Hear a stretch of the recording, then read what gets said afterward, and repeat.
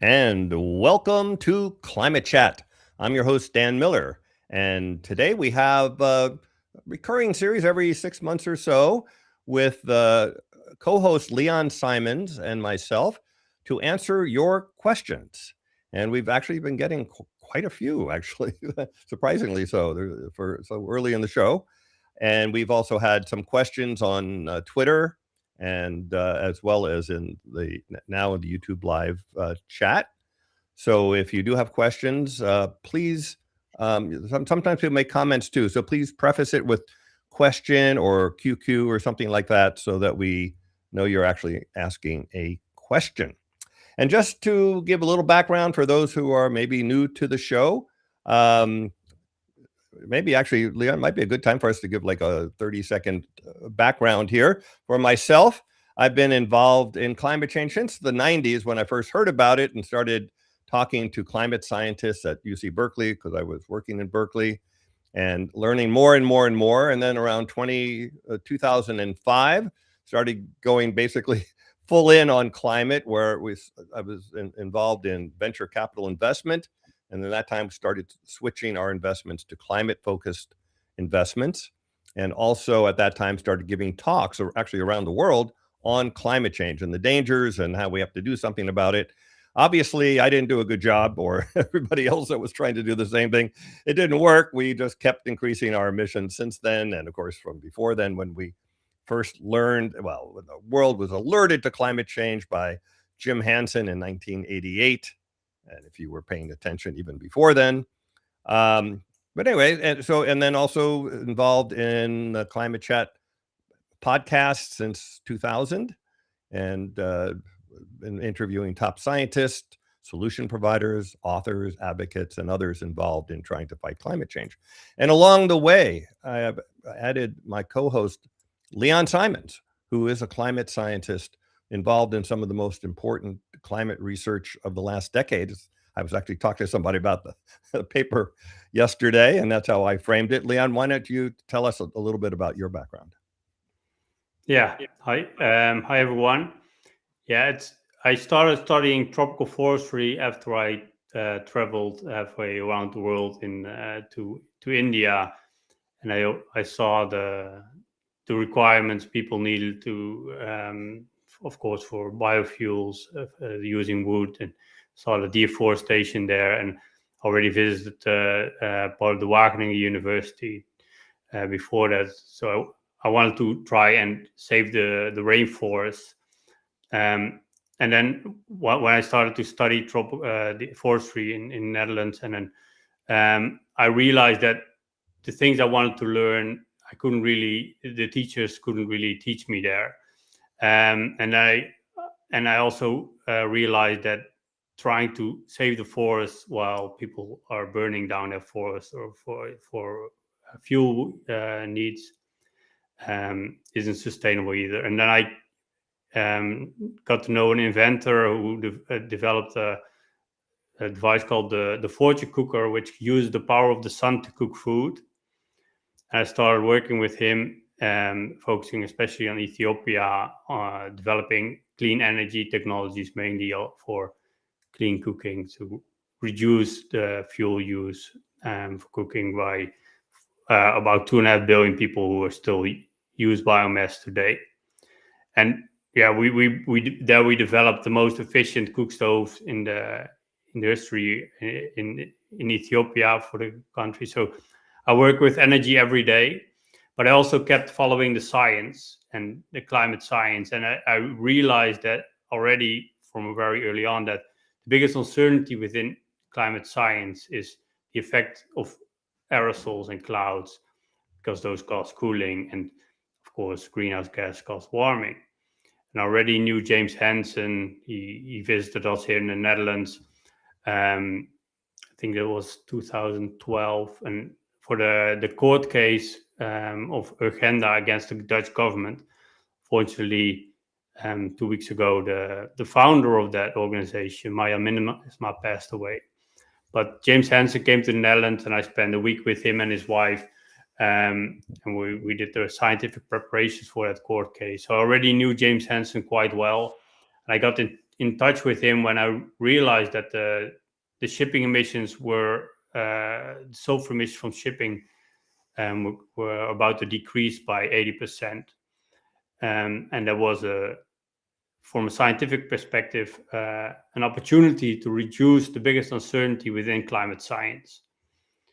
And yeah, a bit of out of hand. And during COVID, I started working more and more on the science and published many, with many world leading scientists, published a number of papers on this. And yeah, of course, doing more outreach during that time. So that's where we are at now. And so I work a lot on energy, and of course, the change in climate is very much about changing how much energy accumulates in the Earth system.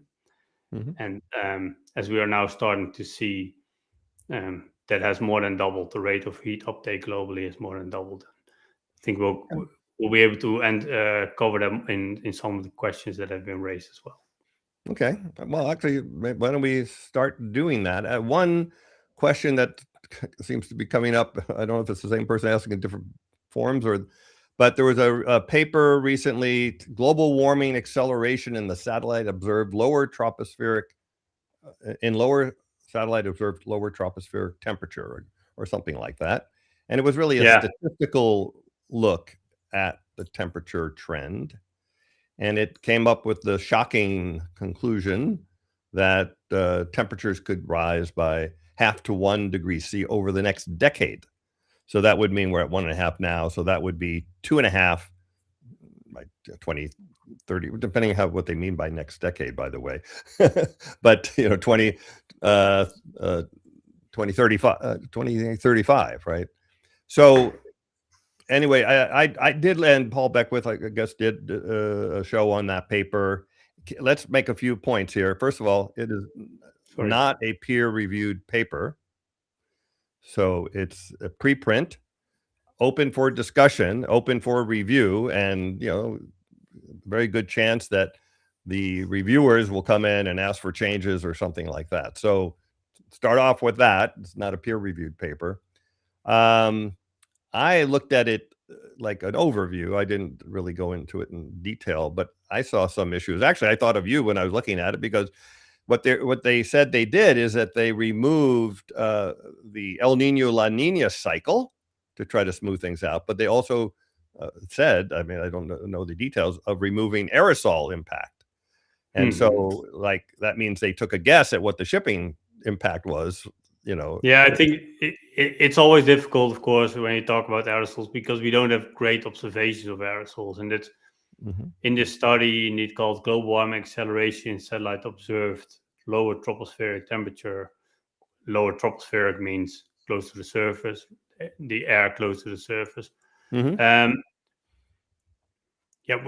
and then what are aerosols, right? We talked about that in quite some detail in many of the past shows. And do you include forest fires there, or do you include dust from the Sahara, and do you include the shipping emission, the sulfur emission from shipping, and then because if you have cloud changes, are those cloud changes because there's less air pollution, or are those cloud changes because there is warming and that reduces cloud cover? And that's right. That's then it's feedback.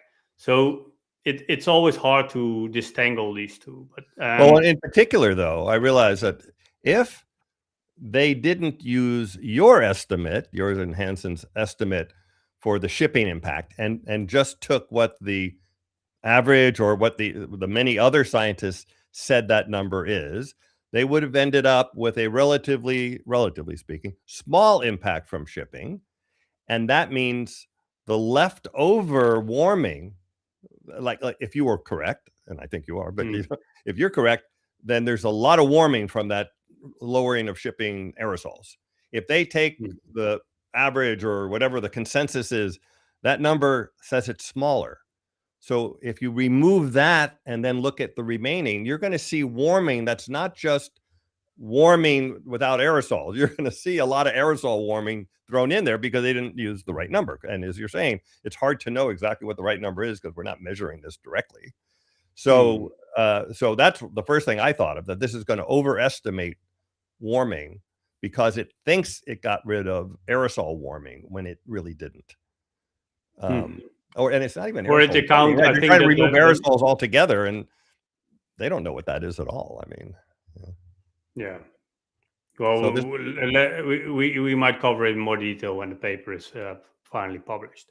yeah. I think that's the But anyway, but this one's gotten a lot of attention because this is like doomsday messaging, you know, like go up a degree in the next decade and things like that. And so yeah, but we could, like, depending on the Earth, like if you look at the Earth's energy imbalance, and it has more than doubled, potentially tripled. So then I think the estimate of surface air temperature increase of half a degree to 1 degree over the next more or less 10 years. We shouldn't exclude that from the potential futures. Oh no, actually, but you and I, even on this program, have said many times that on the path we're on, with what we know, and you plot out the temperature per decade things, we get to 2 degrees warming by 2037. That's half a degree from, well, you know, it's not exactly 10 years, but you know, it's, let's say 12 years or something. And of course, that's plus or minus anyway. We don't know exactly when that's going to happen. So even without this paper, just the path we're on, that based on the work you did with Jim Hansen and the other work, it shows that we're in accelerating warming, and that acceleration leads to 2 degrees by 2037. Not the IPCC say, oh, mid-century we'll get to 20. We'll get to 2 degrees. And it also depends a bit on the definition used of the lower troposphere. Oh, you're right. And this is lower troposphere. You're right. Let's actually say that more explicitly, because that's something very confusing. Deniers use this all the time, by the way, because they show these upper atmosphere satellite temperature measurements, and people say, oh, this is a satellite temperature measurement, it must be very accurate.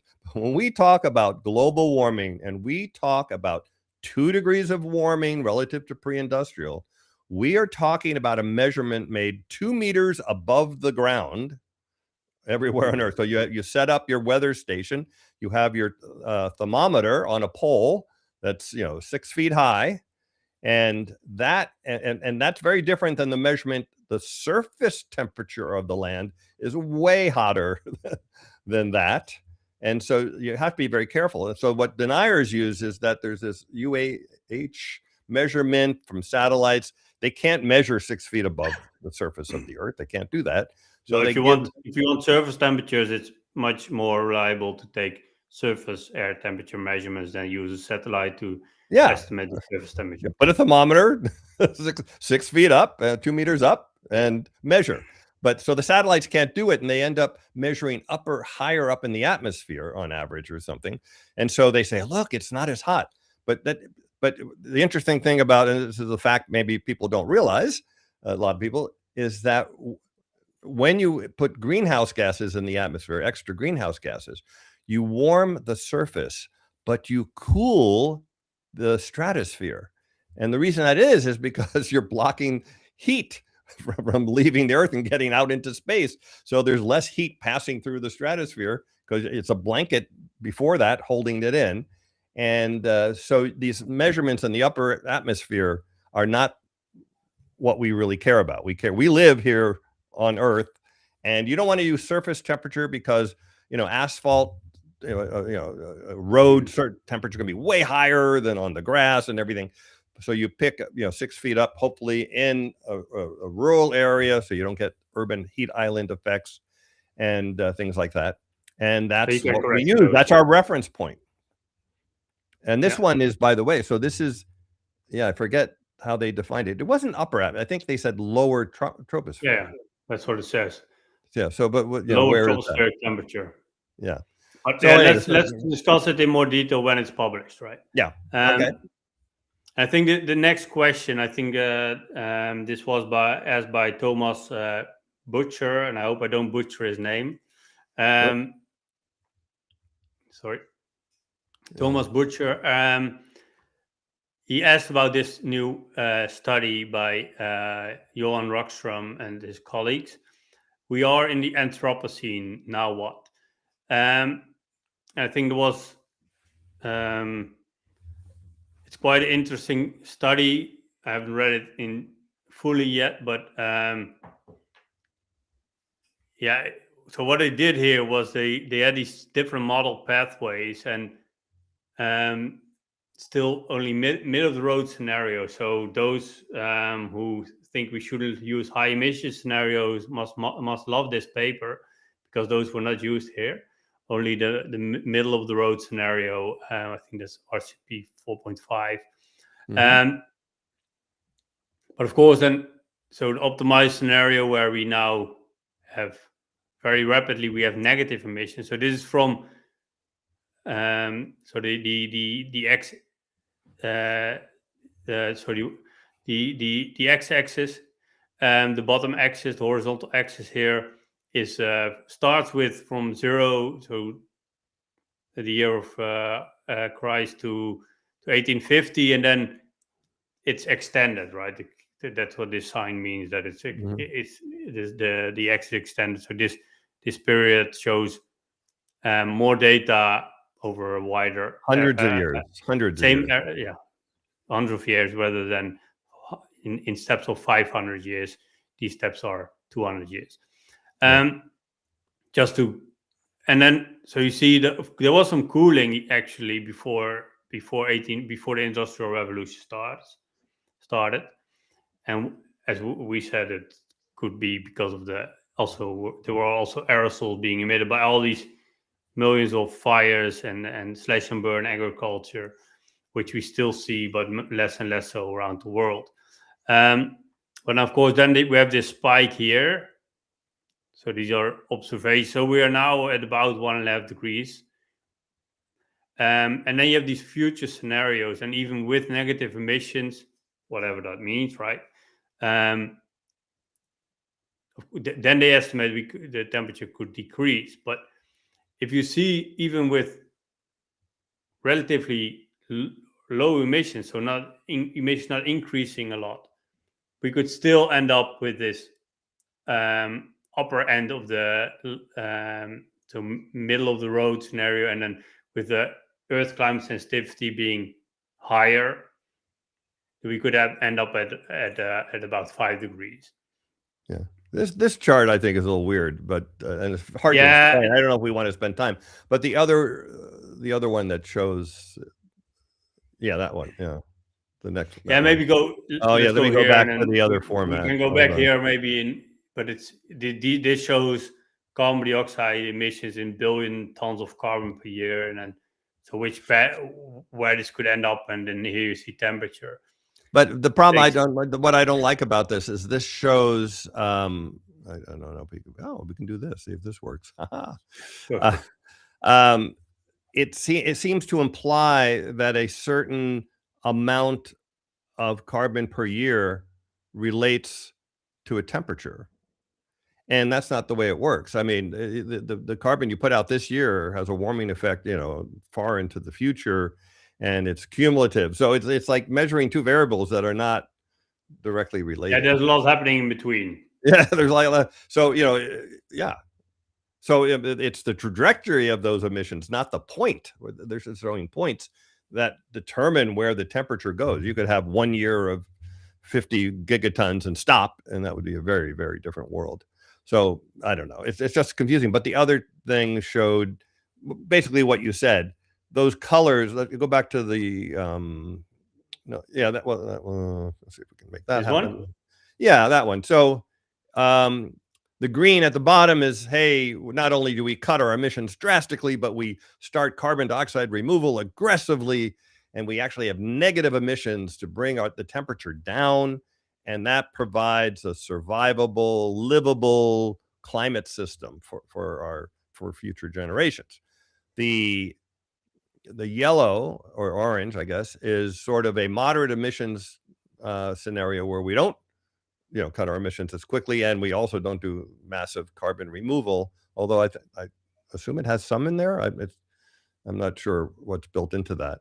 but that they call it living on the edge or something, where you're dealing with crisis after crisis, but maybe survivable. And the red is, you just keep emitting, you don't do much, and No, it's the same scenario as the orange one. That's the point.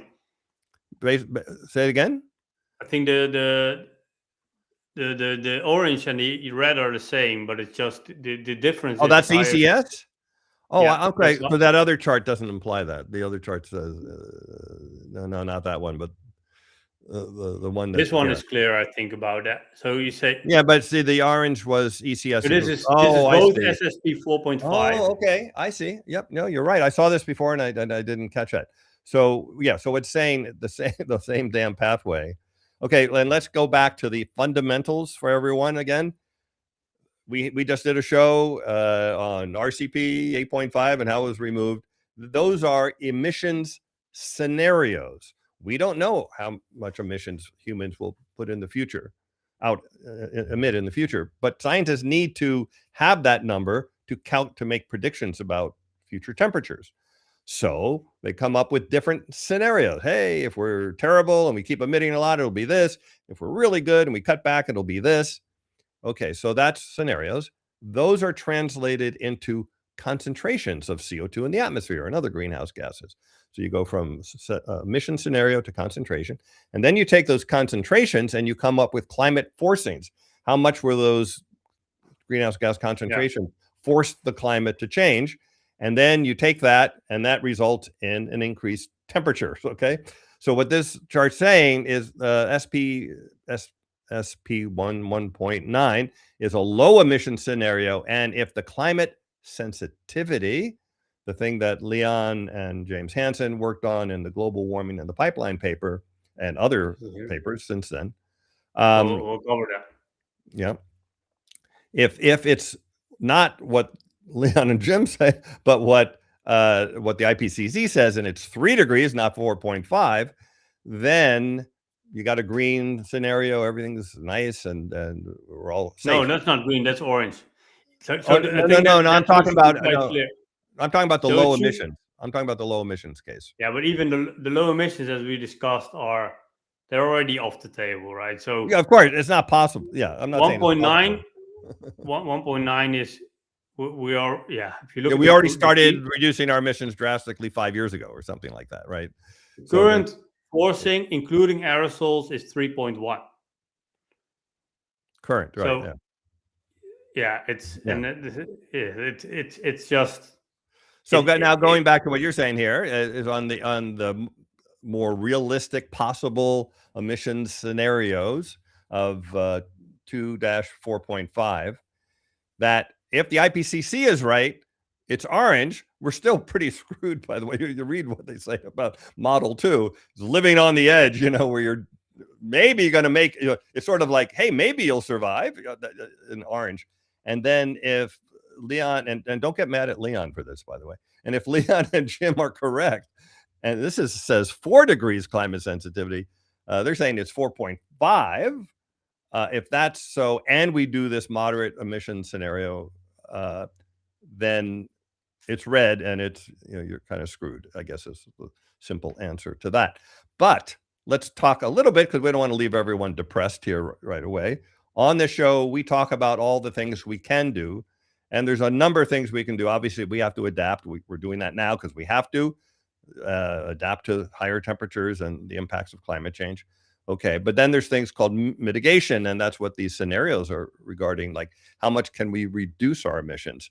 So we had Adam Dorr on last week, very positive, optimistic view that we're going to reduce our emissions whether we like it or not, because a simple way of putting it is that renewables are already cheaper than fossil fuels, and already 90% of like all new energy production, electricity production, I should say. And they're going to get 4 times cheaper in the next 10 years. So just the economic force behind that is unstoppable. Okay, but that's mitigation. We'll see what happens.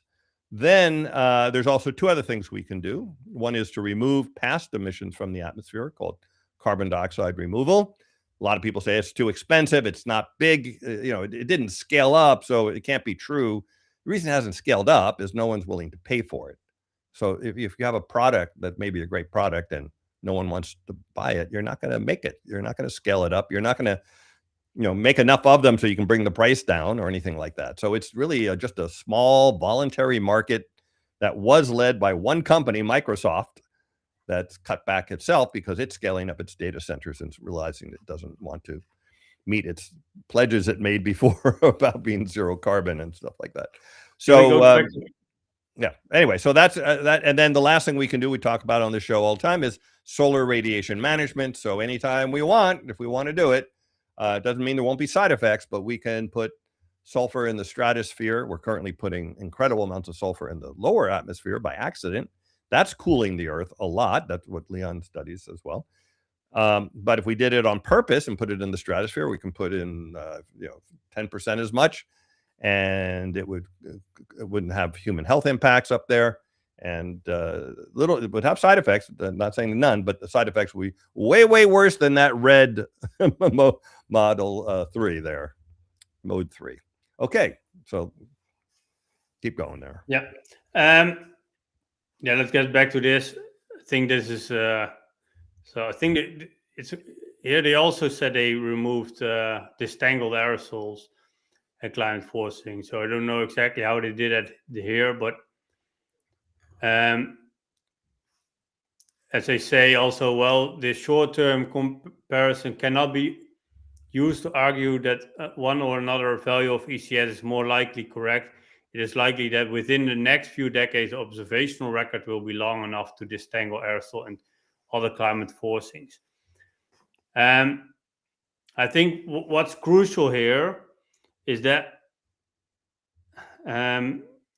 just looking at temperature or even Earth's energy imbalance doesn't tell you enough to understand the aerosol forcing. That's, of course, why we need these satellites, and also really look at the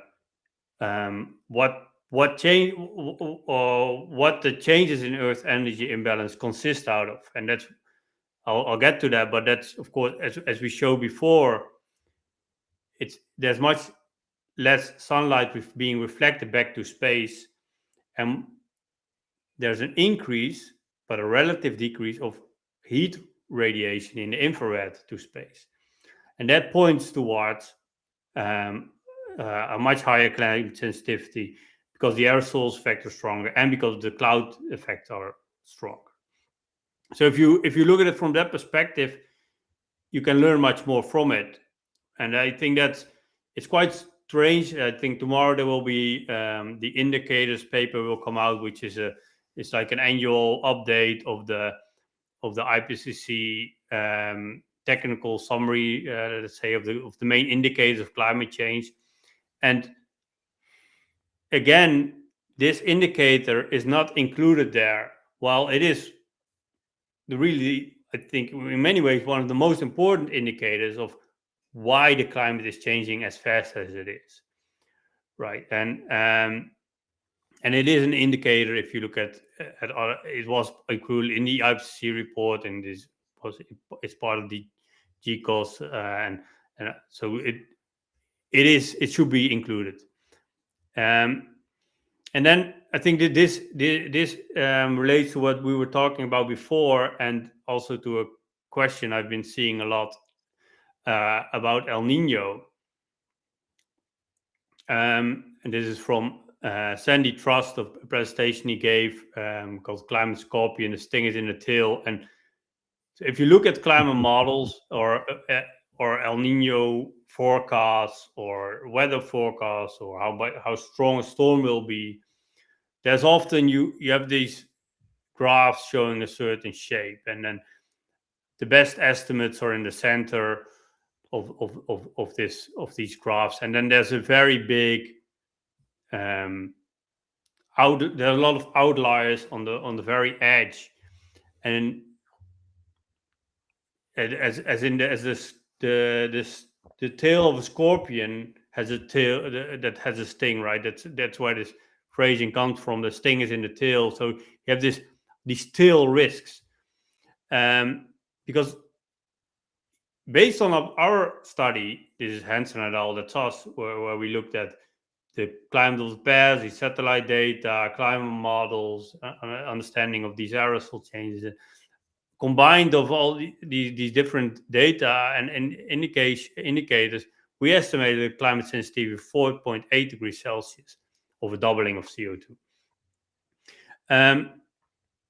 So even under the IPCC, the AR6 report, there's an 18% chance of ECS being greater than 4.5. Mm-hmm.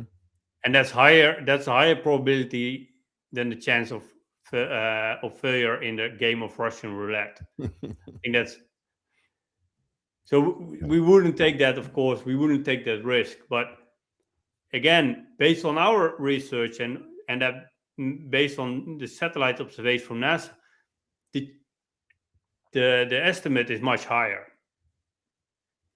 Mm-hmm. By the way, to think about it a different way, just say you're on an airplane, the door's still open, we're boarding, and I'm the pilot. I come on and I say, ladies and gentlemen, just want to let you know that we've done some calculations, and it turns out that there's an 18% chance we're going to crash on our way to New York today. So if any of you would like to get off the plane, you're welcome to. This mad rush for the exit. Then there's this other pilot saying, I estimate the chance being 80% that we will crash. Right. Yeah. Well, yeah. I do it another way. I tell the same story, a different way to just understand how we have this failure, like in airplanes, by the way, which is the safest mode of transportation. It's the safest thing you'll ever do. Driving to the airport is way more dangerous than flying in the plane. And the reason is they take safety unbelievably serious. If there's a 0.5% chance of something wrong with the plane and they're flying even, the pilot declares Mayday and they land immediately. They don't screw around with danger. They just don't, and the plane has redundancy and all these other reasons why it's so safe. Of course, it doesn't seem safe when because you watch the news, because anytime there's something goes wrong, it's played up. But of course, they don't show you all the car crashes every day. I mean, because it's just too many of them. So, but now you're about to get on the plane, and there's two mechanics standing at the door, and Mechanic Hansen tells you, by the way, I know there's something wrong with the oil seals on the engine, and there's a decent chance this plane is going to crash on the way to where you're going. And then this other one, Mechanic Man, tells you, no, I've looked at it. It all seems fine. And okay, that's all you have. You have nothing else to go on. What are you going to do? Get on the plane or not? And you don't get on the plane. That man didn't even look at the plane, and he didn't even look. He didn't really look at the engine, by the way. He's just telling you. That's pretty funny. But I got a point about that as well, because I got some questions about it. But okay, yeah, just to go back to your point about, so I think this was quite nice. Also from Sandy Trust. So Earth's climate may be more sensitive than we thought, and he compared it, and I've done this in the past too. A planetary cooking experiment with global consequences. And again, I design cook stove, so I like this comparison. So you have these greenhouse gas levels are the hand on the temperature setting, and of course that's what we call forcings. And in a way, there's also aerosols, right? So that's in a way a negative forcing that cools. But of course, there's a net positive forcing, so that's again the fire on the stove. And then the Earth's energy imbalance is the current. So how fast heat enters the system. Okay. And then he compares to the Earth's climate sensitivity to the temperature gauge. So how much temperature change will be from you get from, that's within the first, say, 70 years of this forcing and energy imbalance. I'm not sure I like this analogy, to be honest with you. I think it's somewhat confusing. Yeah, to me, it's. I think that it's just a step, right? It's because I think people cook every day, at least. Maybe No, not in the cooking's US. a good analogy. I'm not sure. I think all those things really line up with what they say, but that's Yeah, whatever. we can debate that, but I think the point is really like people cook every day, so people understand heat accumulating in the system, and if you increase the power of your burner, of your stove, you'll heat your food quicker than if you would decrease it, right? Or if you keep it the same. And now we have this is the new new study. I think it will be published tomorrow because the United Nations meeting in Bonn will be tomorrow, and they always rush it through the review process to be in time for these meetings. So then so you see here again the greenhouse gas forcing. So this CO2. So in black, the thin black line is we've shown it before. Is what is that? The black line is a total anthropogenic, but here you see it split up. These are aerosols, and again, we discussed this before. Aerosols decreased according to this IPCC methodology, right? Well, Right, of course, because we had we the shipping cleaned up. emission changes. Yeah, China put sulfur scrubbers on their coal plants, which we did long ago in the United States. And so it used to be 100 million tons of sulfur being emitted every year, and now it's down to about 70 million tons. Yeah, but then, so that's somewhat included here. But then the shipping emission changes are not visible, and that's in part because they include these forest fires, these emissions from forest fires, as if they are anthropogenic aerosols and cooling the climate, so compensating for this. And again, putting everything in this simple model. Right. But so that's forced through it all. And also the other side of the shipping emissions, it's not, we have a number, 100 million tons, or now it's 70 million tons of sulfur. But that doesn't mean that, pick a number. Let's say 10% of that was over the oceans. And let's say 7 million tons, but probably not right at all. But that doesn't mean that removing that 10% from the oceans has 10% of the effect of the total.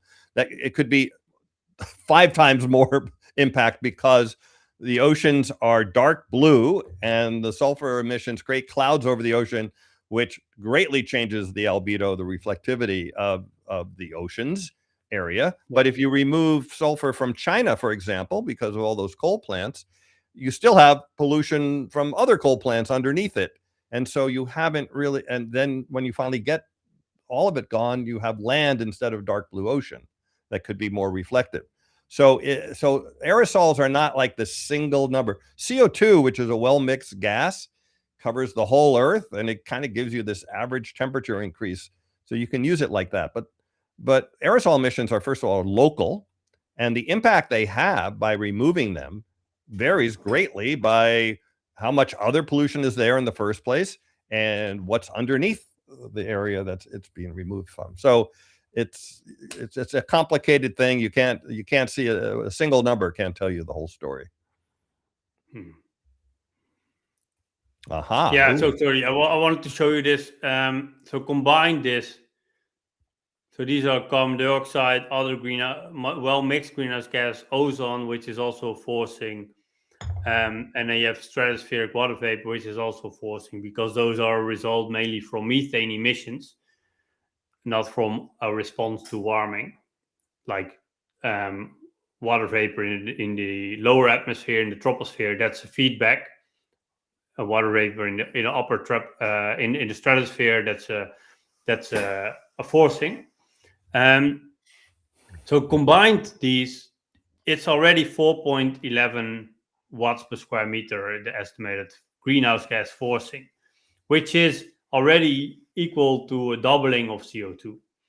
So we already, if we would have just increased the CO2 concentration from 1750 to now, and if that would be equal, that's an equal forcing now to if we would have increased it to 500 and over 560 parts per million. Yeah.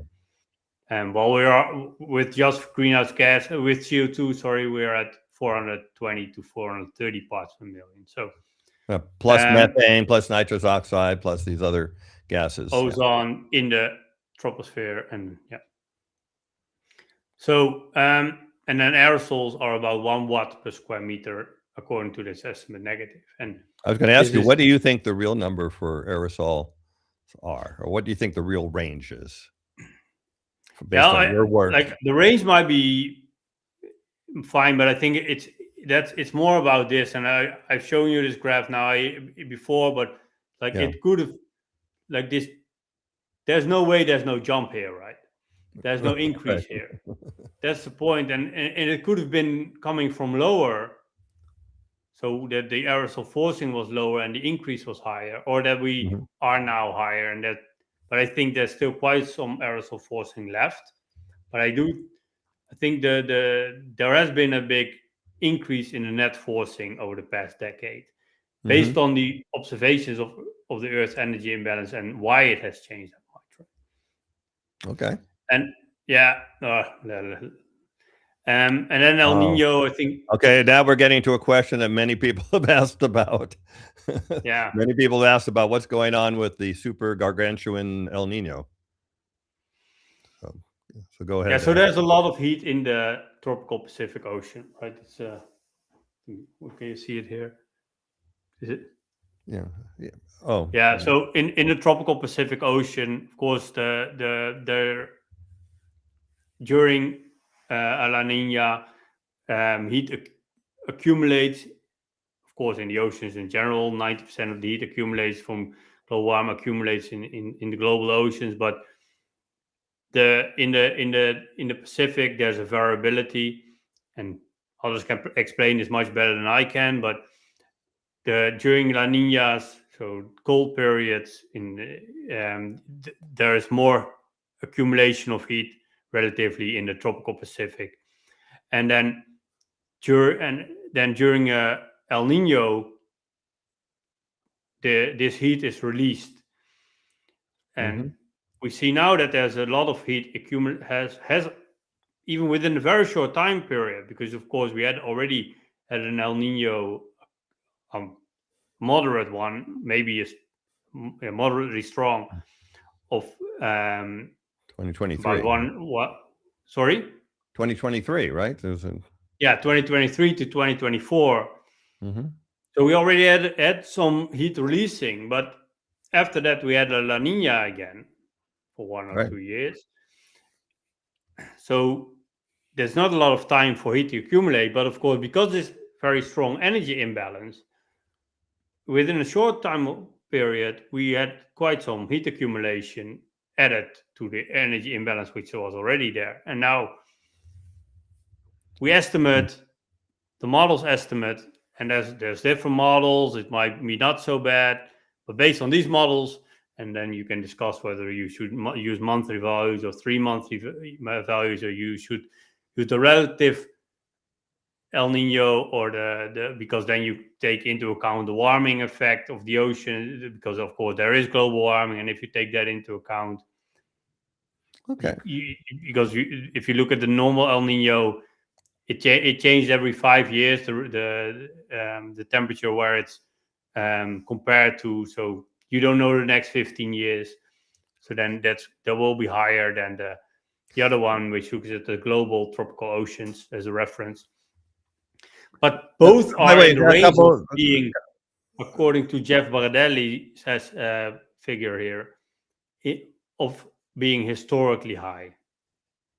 Both relative measurements and absolute measurements. The left is, by the way, I want to make a point to everyone, just in case they're, don't know what this chart is. This is not global surface temperature around the globe. There's a spot in the Western Pacific, Central Pacific, called the Nino 3.4. It's like a little rectangle of area over the Pacific, and they're taking sea surface temperatures right there and taking the average. And this is how hot above normal that area is. That is the determination. That's how they measure El Ninos, because El Nino is when that area gets hot, and then warm water kind of comes to the surface. It then interacts with the atmosphere, makes the atmosphere warmer, and that makes the whole Earth warmer by usually a couple tenths of a degree if it's a strong El Nino.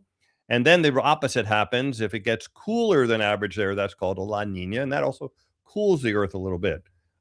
So this chart is the temperature, sea surface temperature in that rectangle in the middle of the Pacific. And that's what we're looking at. And these numbers on these charts are going higher than any El Nino we've ever measured. And I think in some ways are even higher than the historic El Nino of 1877 to 78, which ended up contributing, not causing, but contributing to the deaths of 50 million people. And that's because it made food systems break down. They didn't have international, food systems. Also, a lot of colonial practices, like the English still having India send them food when India didn't have enough food, and that caused a famine in India. These kinds of things. So it's not really you can't say the same thing's going to happen now, but you can say, watch out. This is really serious. And this is on top again, of the we're talking Iran about war, where we have fertilizer. Still risks are really extreme, right? Because we could it's really extreme.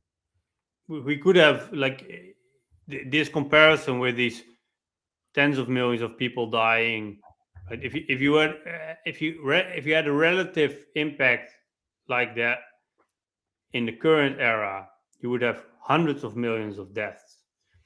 Mm-hmm. And like, of course, we're not saying that there's a very high chance of hundreds of millions of people dying this year or next year, but combined with all these other impacts on the food system, with mm-hmm. ongoing wars and the high fuel prices and climate change, and overall climate change, and then the fertilizer costs increasing and stocks and shipping decreasing, and then the agricultural land being used for biofuels, and then on top of that,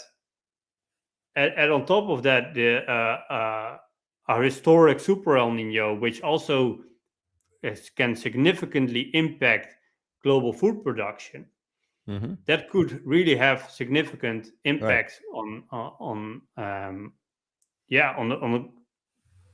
the health of people, on hunger. People don't need to die to suffer. I think that's also important always to note, because we all often think that about deaths, and that's so often the estimates that are given. But of course, there's much more suffering possible without people dying. Yeah, and Jim Hansen predicted that next year, 2027, and I guess it's a particular 12-month period in there, not necessarily the calendar year, but we're going to get 1.7 degrees of warming if it was a moderate. And this he said a long time ago, before we had this data showing it's going to be this crazy El Nino. So he said if it's a moderate El Nino. So I don't know what that means. Like, does that mean we're going to get 1.8, which would be really crazy, or even more if it's a super El Nino?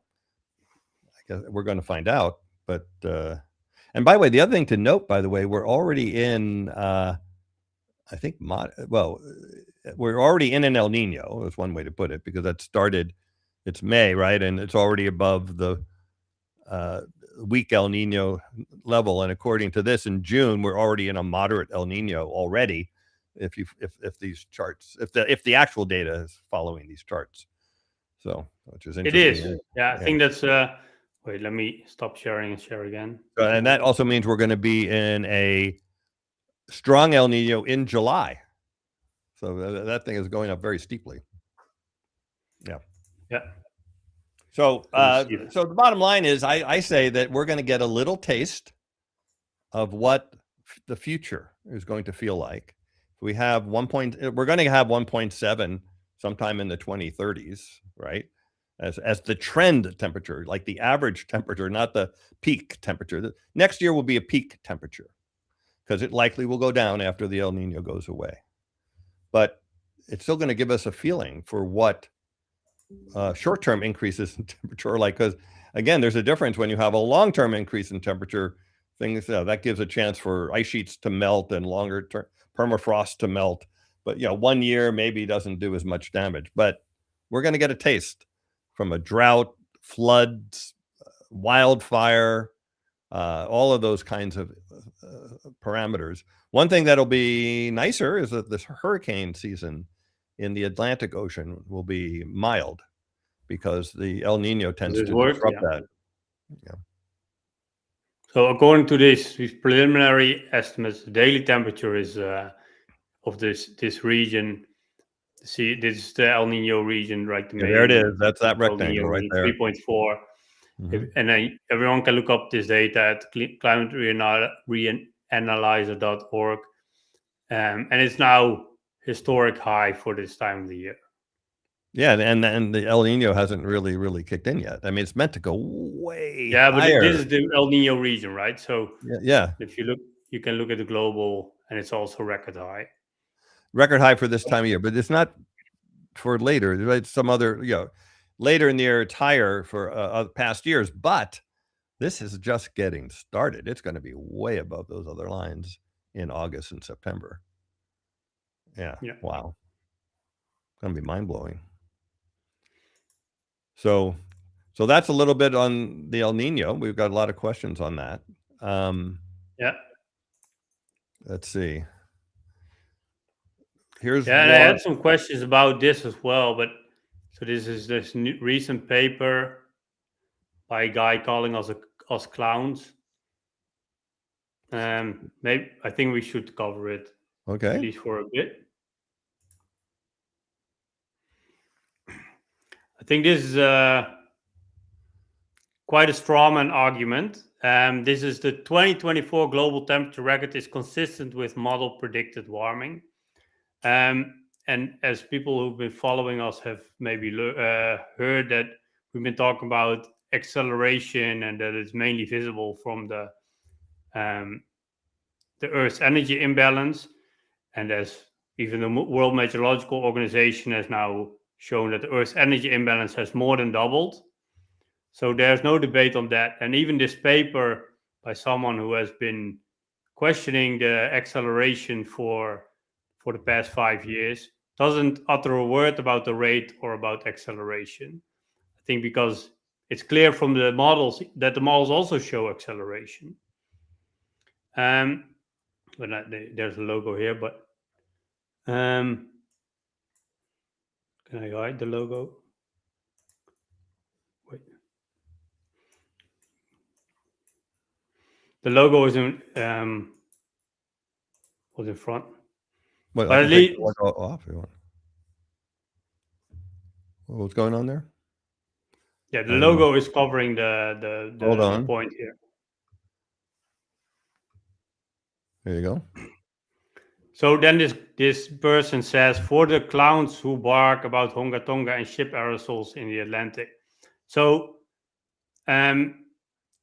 he references our paper. So he's calling us clowns. Right. Right. And I think that's really ridiculous, because he didn't even read our paper. Because what he says here, what his paper here says, other studies argue for an increase in positive radiative forcing over the tropical Atlantic since 2020. We don't cover we didn't talk about the tropical Atlantic in our paper. We mainly talked about the North Pacific and the North Atlantic. And of course, there are some aerosols over the tropical Atlantic and some aerosols in other regions, but those are the main regions. Right. So he clearly, and the reason for that, by the way, to be clear to everyone, is the main shipping lanes that were giving out all this sulfur before the rule was changed. That's mostly between the US and China and Asia and Europe. And that's North Atlantic and North Pacific. That's where most of the ships were. And when you cut emissions, sulfur emissions, through the International Maritime Organization ruling in 2020, then those places lose most of the sulfur and have the most increase in temperature. And that's Northern Pacific, Northern Atlantic, not tropical Atlantic, as Michael Mann is talking about here. Yeah. And then, so he calls us a clown, but he doesn't even read the paper. And then I think that's quite surprising. And then he gives his estimate, and that was also quite strange. saying that the estimate of the radiative forcing from 2020 to 2024 was a certain number, and then he uses a reference from a 2023 paper, of course, which didn't look at 2024 data because that year hadn't happened yet. And the paper states, we do not explicitly account for introduction of strict sulfur control brought in by the International Maritime Organization on January 1st, 2020. While he calls this the most comprehensive assessment, well, they say the paper itself says that it didn't even assess it, right? So this is really... And didn't even cover those years. Oh, well, some of those. And it didn't cover those years. Well, not the whole range, but it covered the 2020. But it didn't even look at it, right? It didn't even look at the data, and then the next reference is a non-peer-reviewed online post by Ziek Hausvater, right? Wait, is this this thing you're showing? Is this a peer-reviewed paper, or is this just a post he made? No, this is the where he called us a clown was not peer-reviewed, but sorry, Okay. this was. This comes out of this paper. But the point is, he has two friends. He had two friends, because that's the problem with PNAS. You can just ask two friends to review your paper. And that's what he did. Really? And one of them isn't even an expert on. He's more, I think, a social scientist or something. So it's not surprising that those friends he asked to review his own paper didn't catch those mistakes, right? But then he... Did you usually you can post letters against the paper, after the paper is published, and that's part of the record? Yeah. Did anybody do that on this and pointing these out? Yeah, maybe we should. But yeah, I think I don't know how constructive this all will be, because like if he doesn't even read our paper and starts calling us clowns, well, we only present the data, right? Well, again, it's part of the official record, and when people are looking at the paper, they can look at the letters and comment or whatever. In a normal scientific debate, you would send the person who published the paper an email saying, I'm sorry, but you misrepresented our work. Can you please correct it? But if he starts off by calling us clowns, I think, and I don't think there's much of and he, of course, he blocked me everywhere. So there's not much of a scientific debate to be had here, right? So I don't know. And everyone out there, if you want, you can watch our interview with Michael Mann from a couple of years ago. You can find on the Climate Chat channel. But I just want to, it's not about this individual, right? It's about the data, and what the data shows. Again, looking at the models, comparing the models to observations, then the real indicator is, of course, the Earth's energy imbalance and what drives the Earth's energy imbalance to change. That's what you learn in high school when you learn about climate, that more energy in than going out, that causes heat to accumulate and causes global warming. That's really basic understanding of what, and if you don't use that indicator, that's where you should start with. And it's really, I don't know why so few are looking at this, right? And why we have all these strawman arguments about things we didn't say or things that don't really matter, right? Whether within this enormous noise of all these models, you could still fit in the temperature increase. Who cares, right? It's about the future. It's about what temperature and what impacts will we have over the decades ahead. That's what climate change is about. Right. And the strongest indicators we have are the satellite data from NASA, and those show that it's happening much faster than the models suggest. Yeah, so let me try to describe this chart to people. It shows on the x-axis shortwave radiation, which is light. You can think of it as light, the short wave, and that's the absorbed sunlight coming to the Earth. The y-axis is long wave, and long wave so long wave radiation is the heat being radiated away from the Earth. So simply think of it that way. And the oval is the set of climate models. And what they assume is the amount of sunlight coming in and the amount of sunlight energy leaving the Earth. And then there's a plot here with a dot that says NASA Ceres satellites, and that's the measured. It's actually not direct. No, this is a direct measurement, right? In this Yeah, case, this is not an the inferred. measure change, and of course, there's this uncertainty. It's also shown here. There's an Yeah, okay. uncertainty, So there's but uncertainty, just the measure change but in it how shows much sunlight is yeah, absorbed. but, So less is reflected, which means more is absorbed.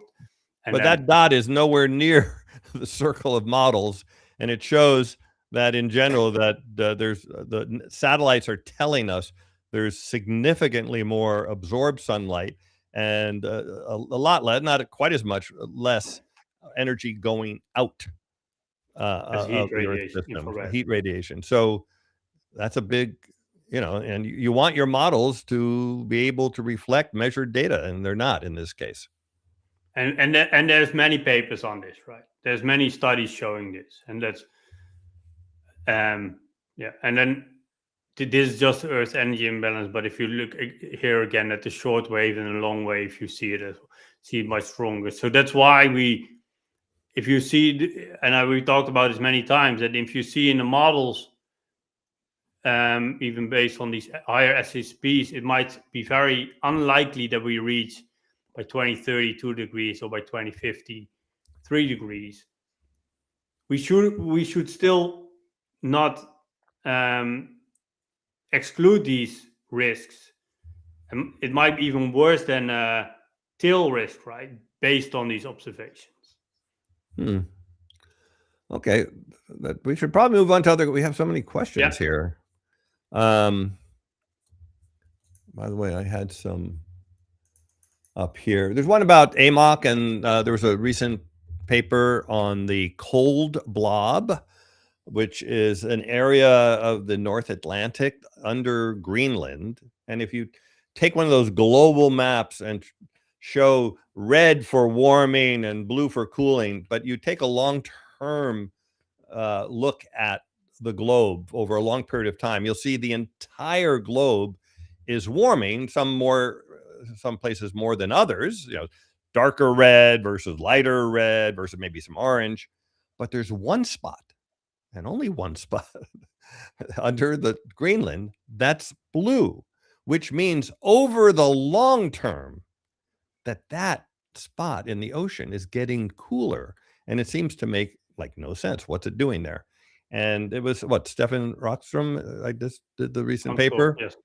And basically, I think they've always suspected what this was, but this is like more confirmation that it is an indication that the AMOC, the Atlantic Meridional Overturning Circulation, or another way of putting it, the major, massive ocean current that brings warm water from the tropics up to northern Europe and then takes cool water back, dives down under the ocean and brings cool water back. That as that slows down, there's less sort of warm water depositing under Greenland in that area.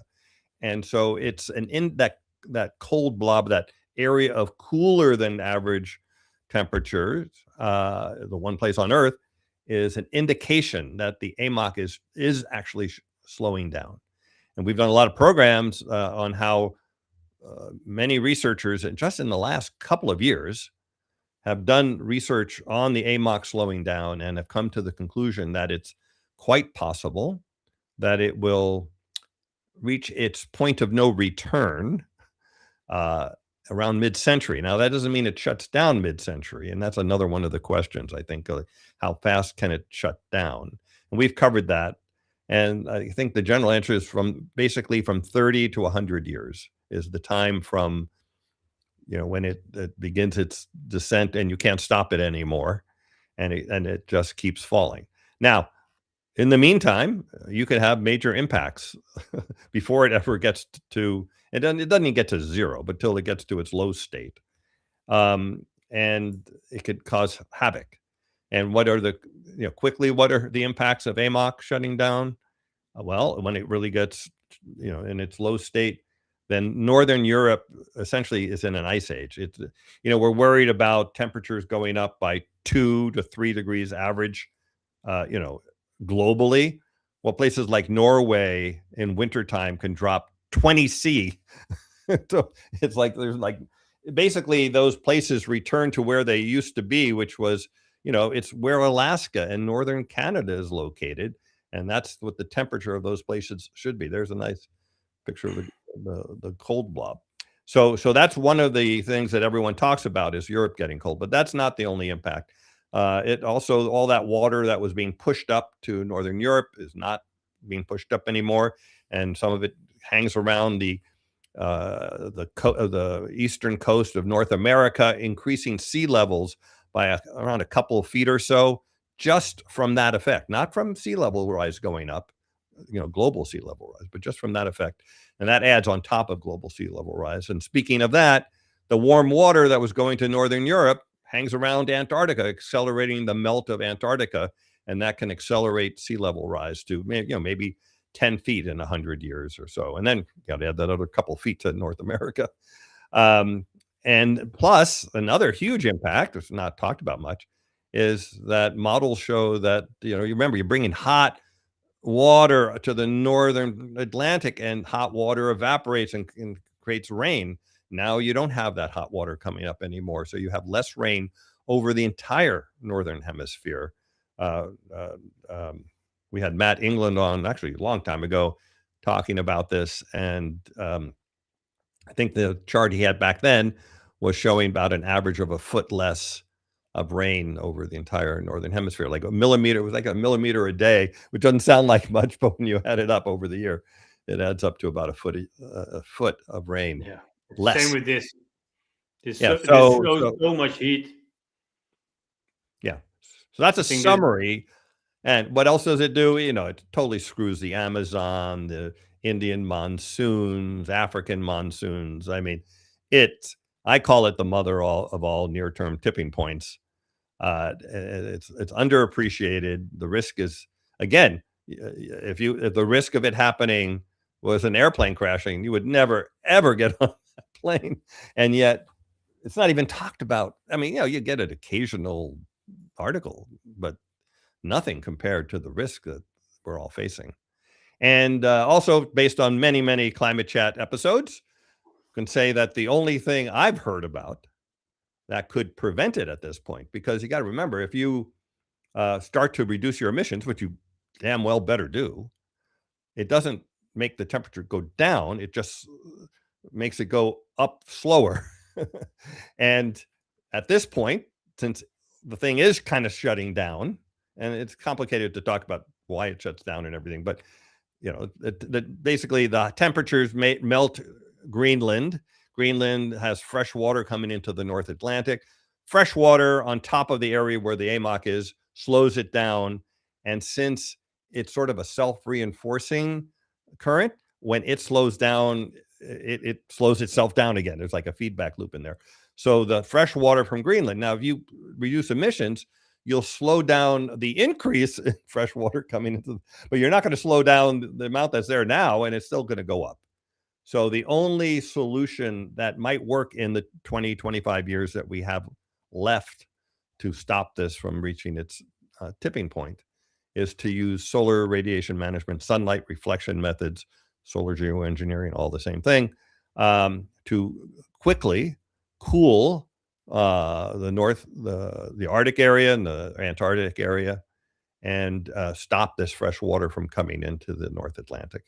And studies show, we had Doug McMartin on, they did a study on this, and they said, if you do SRM the right way and you deploy it correctly, then it actually can reduce the chance of hitting that tipping point. So always want to make it clear, because if you listen to climate shows all the time, you can get pretty depressed because it all sounds like it's too late and we can't do anything about it. The thing is, the future is still in our hands. We're just choosing not to do anything. And so we need to instead of choosing to fail, we need to choose to succeed. If we do choose to succeed, there's actually a lot we can do. Doesn't mean it's going to work for sure. Maybe we've already passed the tipping point. Maybe the tipping point is way farther out in the future than these scientists are saying. We don't know. But there are things we can do to protect ourselves, and so far we're choosing not to do those things. So I suggest we choose to do them. And next week we're going to talk about that a little bit with a young woman who's um,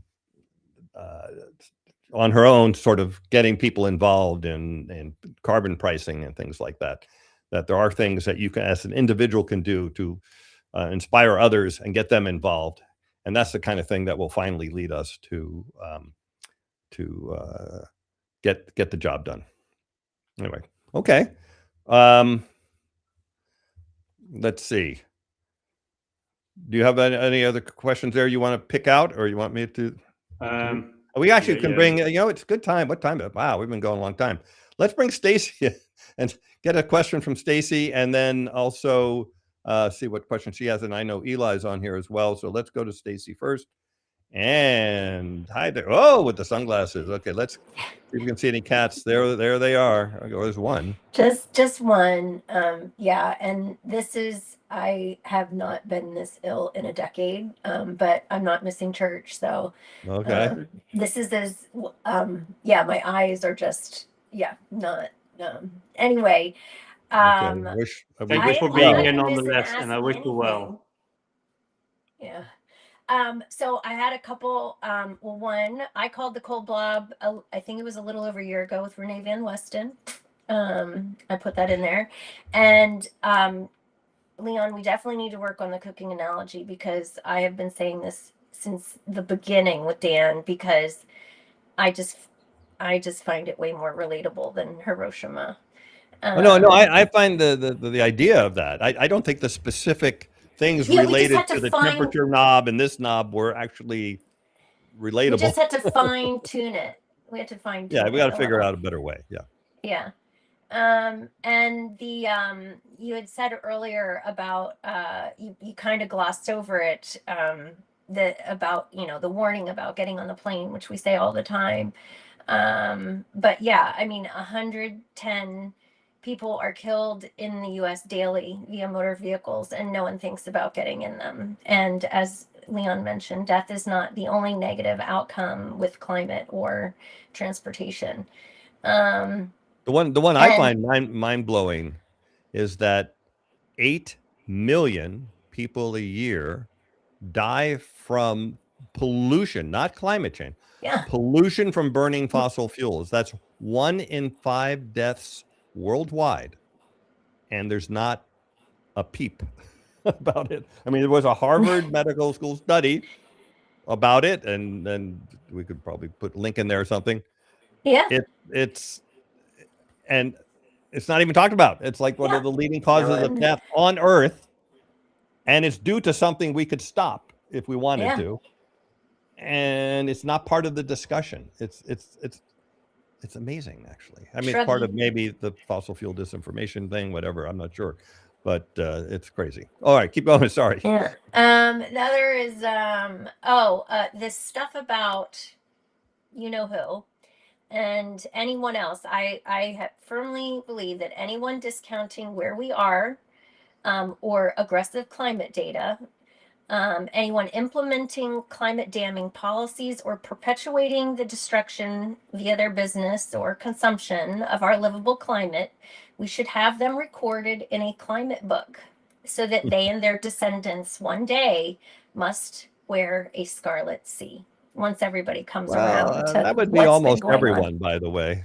I mean, it really depends where you draw the line, right? I mean, anyone who drives a car, anyone flies in a plane, anyone who uses the internet, data. We're using a data center right now, right? Everyone's against data centers, but this program, YouTube, everything runs on data centers. So look, if you're perpetuating clean coal. Then there's a whole lot of people promoting disinformation. I totally agree.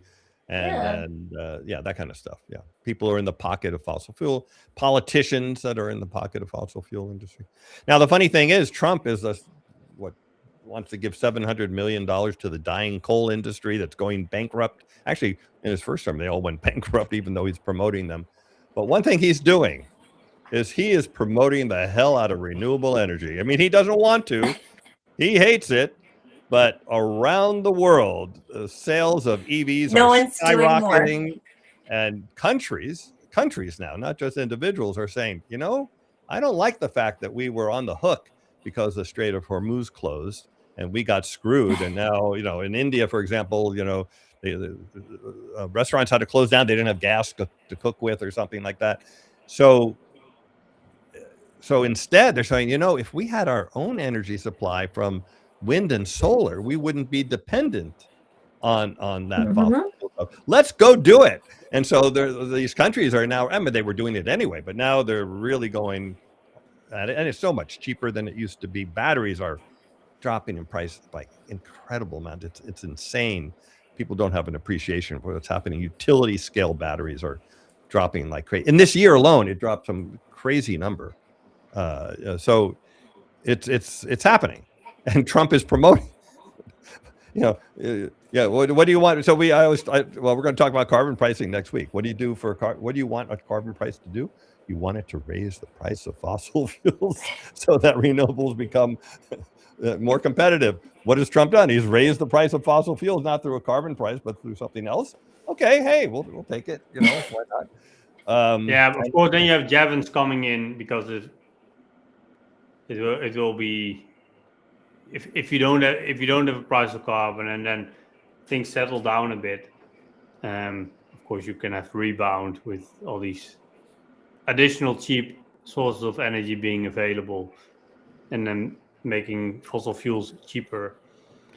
Well, but however, what's the big change this time? It's not just that right now renewables are cheaper. They're going to be cheaper forever in the future. And by the way, much cheaper than they are now. That's the part. It's still on this cost curve. That's incredible. When they will make fossil solar fuels cheaper as well. 20 years ago, I paid $8 a watt for the panel. I think it's 30 cents a watt now, something like that. And that's just it was about 20 years ago, I think. So it's changing. It's permanently changing. So strategically, they don't want to get caught again, even if gas prices drop again. They don't want to get caught again. Plus, the competitive situation is changing. Plus, EVs are now at cost parity up front, the purchase price. They were always, last 5-10 years, they were cheaper to own because there's no maintenance and the fuel price is much less. But now the upfront price is about the same for the same kind of car, and that's going to go lower from now on. So all the things are in the mix, and I don't think that, unfortunately, the fact that fossil fuels will lose, that's fine. They're going to lose. But that's not the question. The question is, how fast do we make it happen? And so just letting it organically lose over the next 50 years is not what's assumed in those emission scenarios you just showed. So as Adam Dorr said, he thinks it's going to happen way, way faster just because of economics. And it's very optimistic. That's great. I hope he's right. But I think we could also push it by having policies. And that's what these other countries are trying to do, right? They're trying to implement strategic policies or whatever to move the needle more quickly to renewable energy. And anyway, that's my rant. There were a couple comments that I wanted to highlight from people. Okay. One, Nadia said that Cybugs says she sees arthropods down by 99% in the Ecuadorian Amazon, which of course is terrifying. She sees I didn't hear what you said. She sees what is down? That Cybugs, who I'm assuming is some bug expert, says that she sees arthropods are down by 99% in the Ecuadorian Amazon, and that would be terrifying, but I'm sure probably accurate. I know that we discussed that probably on our after hours talks, though, about how, because I moved to California 7 years ago, and I was struck by, there are no bugs out here. Like when you're on the highway or something where back east, you'd come back and the windshield in the summertime would be just coated with mosquitoes and whatever. I remember that. and you and Eli told me, oh no, we had that. It's just we don't anymore. And it's kind of you know, it's a little scary. Yeah. And then Going South said that Oslo has built an indoor ski hill. And Nevitz said that yesterday it was 90 Fahrenheit, which is about 32 Celsius, in New York City, and it was pretty miserable most of the day outside, and that was in the shade. And I Okay. saw, where the Americas are hosting the World Cup, and they said, of course, this is the hottest World Cup, and how are we going to do with that? Mhm. Okay. And it just makes me think, oh, 4 years from now, how's that going to be? Where's it going to be held? Like, there's nowhere to Um, run. By the way, we have let's bring Eli in as Mhm. well. Eli, you're on. And yeah, there you are. You're on. Hi, So welcome. thanks. First, a comment, about the super, or a couple of comments about the super El Nino thing. The first thing to stress is that these are forecasts of what is looking to develop, that could be very damaging in terms of crop failures and things like that, and then also flooding in a lot of places, and in other places, including the Amazon, droughts, and then after that wildfires, as we've seen, in intense wildfire events in the Amazon in recent years. But this is a forecast, and say for example we lucked out and it turned out to not be that bad. What people need to understand is that that doesn't mean that, well, other projections about climate change are probably also wrong, because these forecasts are what El Nino is doing on top of the climate change, Mhm. not El Correct. Nino is driving climate change. There may be some feedbacks that make when it's over, make things worse than they would have been otherwise. But it's like comparing the weather forecast for the next year to what we expect climate to do over 10 years. Yeah. But I'd also say though that these El Nino forecasts use models that get more accurate, obviously, as you get closer to the actual Yep. time, and they've been going up as time goes on, as the models get more refined and have more real data to work with. They've been going up. So right now, and even the lowest of the models is, I Mhm. think, of all the models, only one wasn't in historic range. I mean, it's pretty crazy. I mean, Well, Zeke we're going to have had a something's going. By the way, even if it was just a strong El Nino, that's still on top of the recent acceleration in warming. We still would have 1.7 degrees of warming. exactly. And so now, I mean, it wouldn't shock me to have 1.9, and it could even. I'm sure we'll hit 2 for some short period of time, right? That could be a month or two of 2, but we really look at 12 months as being sort of the minimum time frame to give a global average or something. So it's going to be a wild ride. I don't know what's going to happen, and it affects different places in different ways. In the United States, it tends to be wetter in the south and drier in the north. People want to know what the regional impacts will be, but of course there's some, and you have to mainly consult your regional experts. I think Right. it's because we are not experts on the weather of the Amazon or even on California. Like you have regional meteorologists who have their expertise and can also inform you whether you're a farmer or someone else or working for Although water Indy board. got walloped. How to prepare for these things, I think those are really valid questions people Yeah. should be asking, but you really have to ask those to the regional experts, and they have to and then also ask them for these worst case scenarios. What do we need to prepare for, also with And it's not fixed. stocking food? Yeah, it's not fixed. So Exactly. even places that are typically dry during a strong El Nino, that doesn't mean they're going to be dry this time. Yeah. And the same thing for everywhere. So it sort of makes it worse. It increases the chances of a drought in those places or floods in other places, but it doesn't guarantee it. But what is guaranteed? What is it when they launch a SpaceX rocket? They say excitement is guaranteed.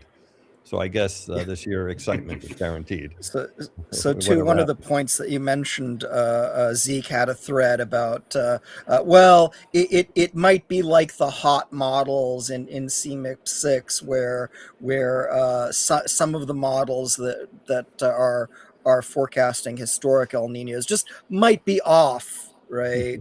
Let's throw out the models that are telling us what we like least. The problem is, of course, that this hot model narrative was also bullshit. Exactly. Because it was, as I showed you, the satellite data shows that it's. Those are cool. Yeah, like the hot models, like and even though the guy calling us clowns agrees with that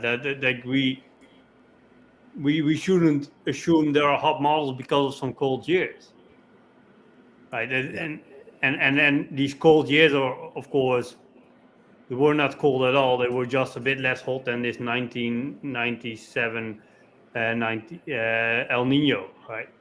So I think that this whole narrative of having these, and it's with the same with RCP 8.5, that then these climate deniers or these lukewarmers, they shout something, and then there's this whole group of scientists who are always in the media saying, okay, let's talk about this, and then they create this whole straw man about these subjects where nothing is really going on, right? There's no, the climate change is not happening because of RCP 8.5, or climate change is not happening because temperature wasn't as high as the highest models indicated in 2000, right?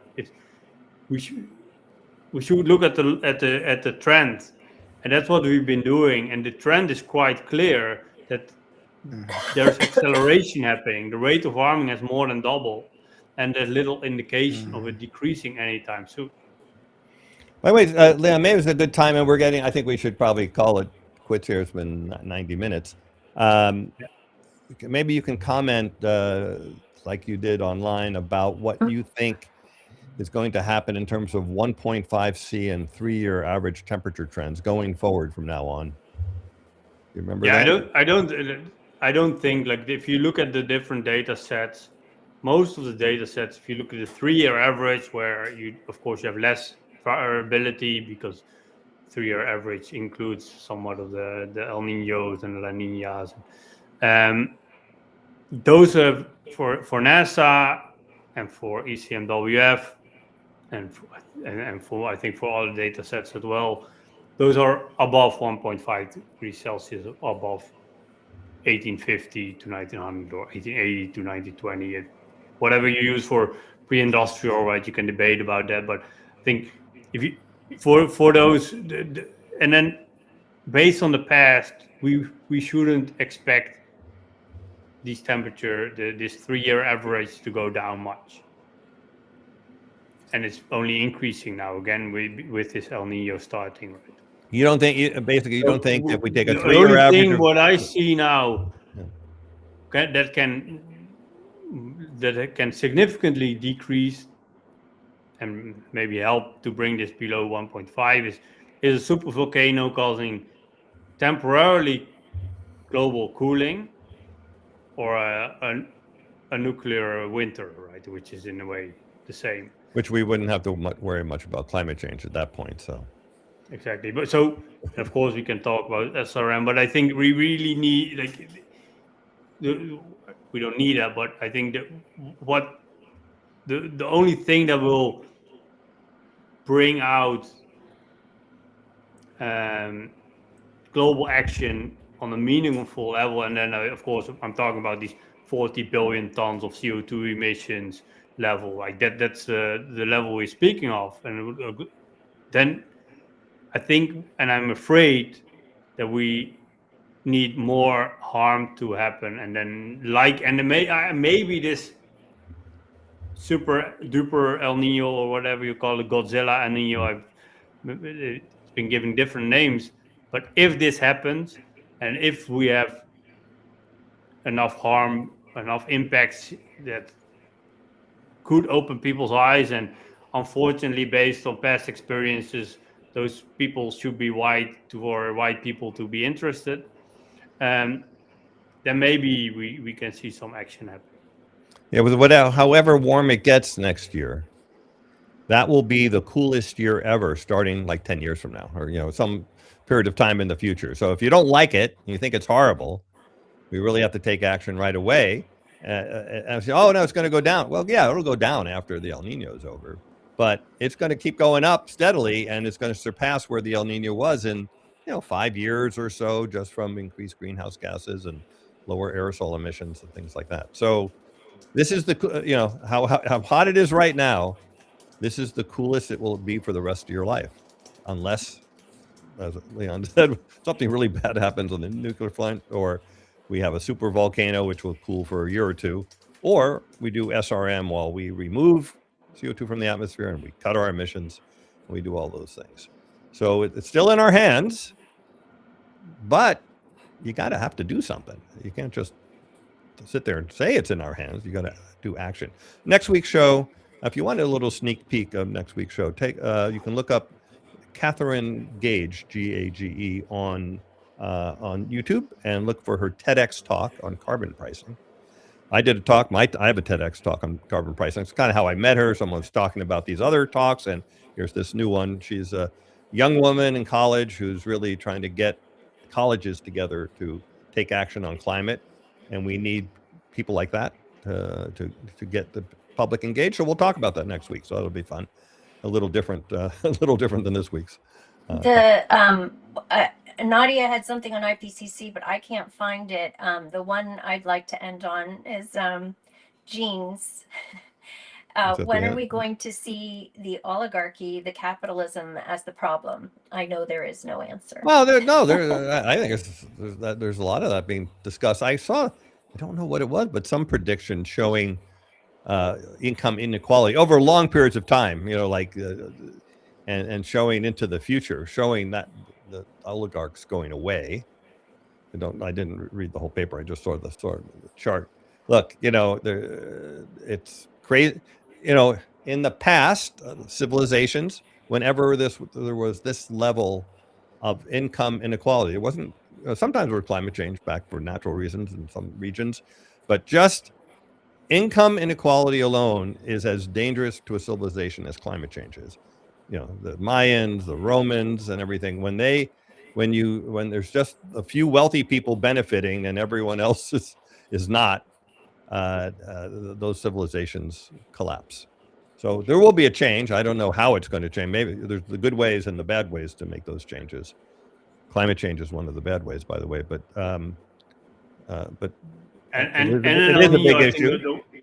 There was some questions about that, but I think El Nino does have the potential to shake people awake on a large.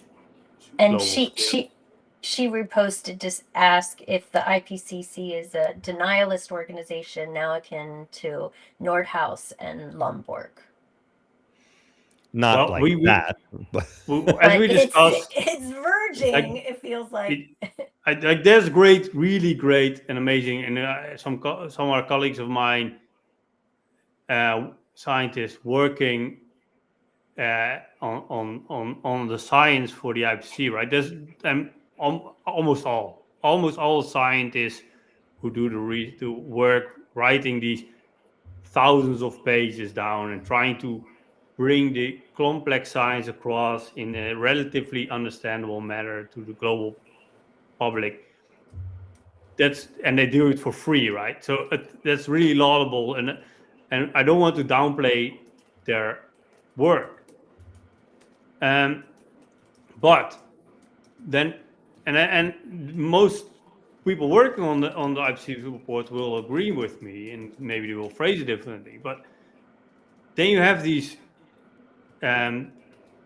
country representatives with sort of a veto power on what's allowed to be shown in the summary for policymakers, and not completely, but to an extent, really butchering parts of the important science, like cutting out the aerosols from the summary for policymakers because it's too inconvenient, and cutting out the words fossil fuel or coal or oil or whatever. But and of course that's the oligarchy, or that's the petrostates or whatever you call it, determining what's on the surface of the IPCC report. And in a way, like, otherwise there wouldn't be agreement on what's there, and it's part of the process, and some I'm sure will defend it, but I think it's good to make that clear. And also, I think some people were someone was talking about the positive Pacific decadal oscillation. It's still not positive, and I do fear what happens when it turns positive. The Pacific decadal oscillation is this. Maybe it's in part caused by aerosols, but it's these differences in temperature of the Pacific Ocean. And in the study from NASA in 2021, by Norman Loeb et al., they wrote that if the Earth's energy imbalance, was for a part caused by the positive Pacific decadal oscillation. But then it turned negative in 2020, and the Earth's energy imbalance was record high instead, right? So it didn't decrease. But so if the Pacific decadal oscillation turns positive, I am afraid that the Earth's energy imbalance will increase even more, and then of course that could also impact the weather of the United States and etc. But yeah, that's still that mentions the tipping point of the AMOC. But to me, it's also one fear I have is that we might be even based on what the data, we might even be underestimating the rate of warming because we've been lucky with the Pacific decadal oscillation turning negative. So let me finish with this one. It's either someone who's a denier or just simply misinformed. Just talk about this because I'd actually got a valid question on this as well. And he says, ironically or sarcastically, I support SRM because plants have had it too good for too long. No more sunlight for you, plants. Plants. So it totally misunderstands what's going on. When you do SRM, you're blocking about 1% of the sunlight, number one. So it's not a big deal there. Plus, it's a little more diffuse sunlight. That actually helps plants grow. But put that aside, what hurts plants from growing? Temperature, floods, droughts, pests, shifting climate zones where the plants can't keep up with the climate zone. That's what destroys plants. So by keeping temperatures cooler, sometimes people think CO2 is the only thing that helps plants grow. In this case, he's saying sunlight's the only thing that helps plants grow. It's a number of factors, and the decreased sunlight is very small. In fact, like I've been in farms in Mexico where they have miles and miles of crops covered in sunshades, like cloth above it, just to keep the sunlight more diffused and a little bit lower because the heat on the plants hurts them too. So SRM will not destroy agriculture and will not destroy solar panels either, by the way, with 1% less sunlight on average hitting them. And in fact, it will protect plants because it will reduce those things that you just described, right? Exactly. Plants will be better off with SRM. Yeah, and I did want to mention there was a preprint out this week that we should probably discuss in the future that found that as permafrost melts, it had previously been thought that there would be increased plant growth and that would take up most of the carbon dioxide that right now is trapped in ice. Mhm. And they're actually finding that primary production is going to go down rather than up. And so we could get more net release than had been expected. We discussed that a while ago, but so there's new research results on that. So we covered a lot of subjects, a lot of different subjects today. I want to thank Leon and Stacy and Eli and everyone who posted a question here or on Twitter or anywhere. You can always write to us at climatechatclub@gmail.com if you have suggestions for guests, you have subjects you want us to cover, and that kind of thing. And we appreciate you joining us today. And also, just for a reminder, for those who don't know, Climate Chat is now available on all podcast platforms, so Spotify, Apple Podcasts, and all the rest. So you can, if you want to be driving in the car or whatever you're doing, or going for your run and want to listen to this very uplifting and information, you're welcome to do so. And just search for Climate Chat. You should be able to find it. And then please like and subscribe, because that will help make it available to more people. And same thing for here. We didn't even mention it once, I think, so far. Please like and subscribe and leave a comment and all of those kinds of things, because And the share. algorithms are getting tighter and tighter as YouTube shifts more and more to short videos. They're spending less time showing the long form videos, and those that do get shown, it's because they have enough people watching them, liking them, and doing all of those things. So it really does make a difference to the algorithm, and it helps us reach more people, and that's why we're here. We're trying to inform people about climate change as much as we can, and you can do your part to help us do that. So I appreciate it up front. And with that, thanks everyone. And we will see you next week, as I mentioned. So look forward to that as well. And thanks everybody. We'll see you next. Thank you. Bye-bye.